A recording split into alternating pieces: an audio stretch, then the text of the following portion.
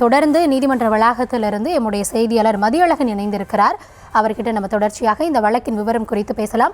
மதி, வணக்கம். இன்றைய தினத்தில் இந்த வழக்குகள் விசாரணைக்கு வருகிறது, என்னென்ன உத்தரவுகளை நீதிபதிகள் பிறப்பிப்பார்கள் அப்படின்ற ஒரு எதிர்பார்ப்பு தொடர்ந்து எழுந்த நிலையில் தொடர்ச்சியாக அந்த பொதுநல வழக்குகளை நீதிபதிகள் விசாரித்து உத்தரவுகளை பிறப்பித்திருக்கிறார்கள்.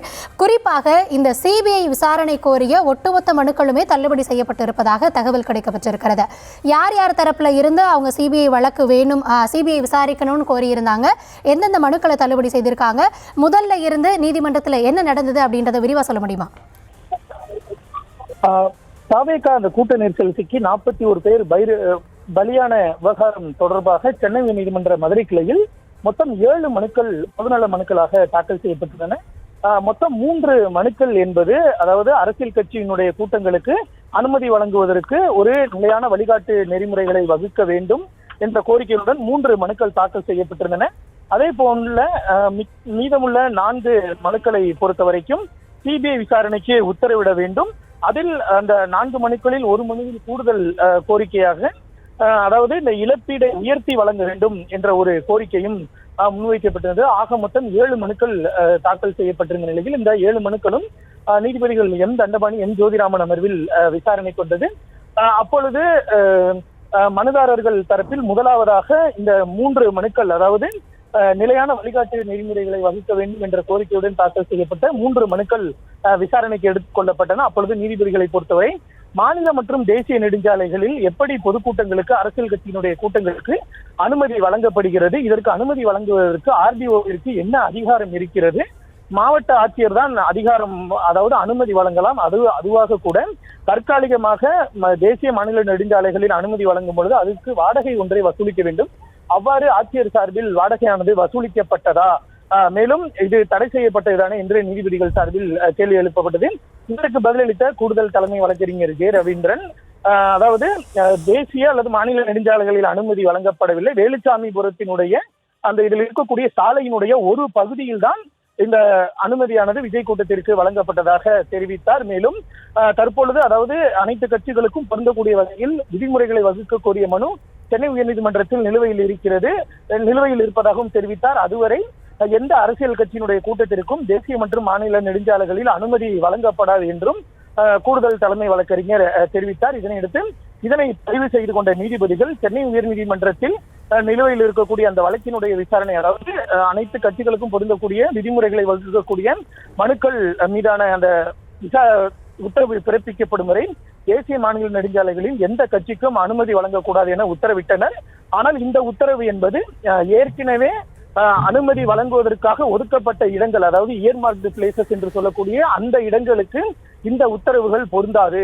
ஒருவேளை அந்த இடங்களில் அனுமதி வழங்குவதாக இருந்தால் அங்கு அந்த பொதுமக்களுக்கு, வரக்கூடிய பொதுமக்களுக்கு குடிநீர் வசதி, கழிப்பிட வசதி, மருத்துவ வசதி உள்ளிட்டவைகளை ஏற்படுத்தி கொடுக்க வேண்டும் என்று உத்தரவிட்டனர். மேலும் இந்த 3 மனுதாரர்களும் விரும்பினால் சென்னை உயர்நீதிமன்றத்தில் நிலுவையில் இருக்கக்கூடிய அந்த வழக்குடன் தங்களை இணைத்துக் கொள்ளலாம் என்று கூறி அந்த 3 மனுக்களையும் முடித்துவிட்டனர். அடுத்தபடியாக கூடுதல் இழப்பீடு வழங்கக்கூடிய மனுவானது விசாரணைக்கு எடுத்துக் கொள்ளப்பட்டது.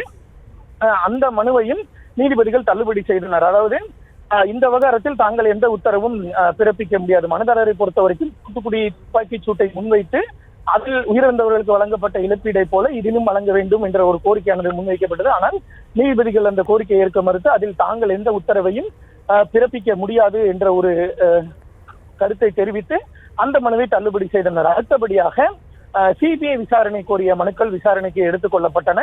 அது 3 மனுக்களும் விசாரணைக்கு எடுத்துக் கொள்ளப்பட்டன. அப்பொழுது முதலாவதாக தேசிய மக்கள் கட்சி சார்பில் தாக்கல் செய்யப்பட்ட மனுவை விசாரித்த நீதிபதிகள், இந்த விவகாரத்தில் 3வது நபராக நீங்கள் எப்படி மனு தாக்கல் செய்ய முடியும், பாதிக்கப்பட்டவர் வேண்டுமானால் மனு தாக்கல் செய்யலாம், இதில் நீங்கள் எப்படி மனு தாக்கல் செய்யப்படும், அது மட்டும் இல்லாமல் விசாரணை தற்பொழுது ஆரம்ப கட்டத்தில் தான் இருக்கிறது, அதில் ஏதேனும் பிழைகள் இருந்தால் பாதிக்கப்பட்டவர்கள் நீதிமன்றத்தை நாடலாம், நீங்கள் ஒரு பதிவு செய்யப்பட்ட அரசியல் கட்சியாக இருந்து கொண்டு அரசியல் காரணங்களுக்காக நீதிமன்றத்தை பயன்படுத்தக்கூடாது என கூறி அந்த மனுவை தள்ளுபடி செய்தனர். அதற்கு அடுத்தபடியாக மற்றொரு வழக்கறிஞர் சார்பில் தாக்கல் செய்யப்பட்ட மனுவை நீதிபதிகள் விசாரணைக்கு எடுத்துக்கொண்டனர். அப்பொழுது மனுதாரர் தரப்பில் ஆஜரான வழக்கறிஞர் அருணா ஜெகதீசன், அதாவது இந்த விவகாரம் தொடர்பாக விசாரிப்பதற்கு நியமிக்கப்பட்டிருக்கக்கூடிய ஓய்வு பெற்ற உயர்நீதிமன்ற நீதிபதி அருணா ஜெகதீசன் தலைமையிலான விசாரணை நடத்திய பொழுது பின்னர் ஒரு போலீசார் நின்று கொண்டு சைகை காட்டினார். அதாவது யாரும் எதுவும் கூற வேண்டாம் என்று சைகை காட்டி புகார் அளிக்க வந்தவர்களை மறுத்தார் என்பது போன்ற ஒரு வாதத்தை முன்வைக்க வந்தார். அப்பொழுது நீதிபதிகளை பொறுத்தவரை யாரோ ஒருவர் தவறு செய்கிறார் என்பதற்காக ஒட்டுமொத்தமாக நாம் யாரையும் குறை சொல்ல முடியாது. மேலும் அந்த ஆணையத்திற்கு என சட்டப்படியான எந்த அங்கீகாரமும் கிடையாது. அவர்களுக்கு ஸ்டாச்சுட்டரி அந்த சட்டப்படியான அங்கீகாரம் எதுவும் கிடையாது என கூறிய நீதிபதிகள், அதில் ஏதேனும் குறைகளை இருந்தால் நீங்கள் நீதிமன்றத்தை நாடுங்கள். மேலும் இது போன்ற ஒரு துயர நிகழ்வு நடக்க வேண்டும் என யாரும் விரும்ப மாட்டார்கள். இது ஒரு மிகவும் ஒரு துயரமான நிகழ்வு என்ற ஒரு கருத்தையும் பதிவு செய்த நீதிபதிகள் அந்த மனுக்களையும் தள்ளுபடி செய்தனர். ஒட்டுமொத்தமாக சென்னை உயர்நீதிமன்ற மதுரை கிளையில் தாக்கல் செய்யப்பட்டிருந்த 7 மனுக்களும் தற்பொழுது தள்ளுபடி செய்யப்பட்டிருக்கின்றன. தற்பொழுது இந்த இரு நீதிபதிகள் அமர்வு விசாரணை தொடங்கி அடுத்தது தனி நீதிபதி அமர்வு விசாரணையானது தொடங்க இருக்கிறது. அந்த நீதிபதி அமர்வில் தான், அதாவது நீதிபதி ஜோதிராமன் அமர்வில் தான் தாவேகா பொதுச் செயலாளர் புஷி ஆனந்த் மற்றும் இணை பொதுச் செயலாளர் டிடிஆர் நிர்மல் குமார் ஆகியோர் முன்ஜாமீன் கோரிய மனுவானது விசாரணைக்கு வர இருக்கிறது.